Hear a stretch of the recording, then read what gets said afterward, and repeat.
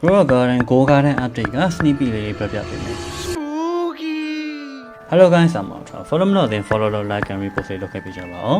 Halloween ကလည်းနီးလာပြီဆိုတော့ game တွေမှာ Halloween update တွေလုပ်နေတဲ့အချိန်ဆိုတော့ကျွန်တော်တို့ channel က Grow Garden မှာ Grow Garden update ကိုမနေ့ပြန်လာတော့မယ်ဘေးရစာတွေအရင်မပါဘူးပုံနဲ့အကြောင်းအရင်ပြောချမယ်အလဲကပင်အကြောင်းပြောမယ်တရေဖြူမီးပုံပုံစံအသီးလေးတွေနဲ့ 4 event တော့ chestnut ပင်ကိုစီအနေနဲ့မပေးခဲ့ပေမဲ့ဒီပင်လေးတော့စီအနေနဲ့ပေးမိုက်မှာတော်တော်လာတယ်ကျန်တာကတော့ 4 event လို့ပဲပြီးမှ sign နေနဲ့ restock ရေးဝယ်ရမယ်ထင်တယ်C shop ပါတယ် pet shop ပါတယ် cosmetic shop တွေလည်းပါတယ်အပင်အောက်မှာတရေ NPC တွေတွေ့ရတယ်စကားပြောလို့ရမှာမသိဘူးအဲ့ဒါလည်း event တစ်ခုခုဖြစ်ဖို့များတယ်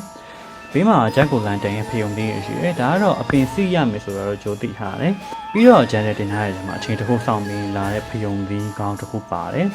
Look at that. Oh, so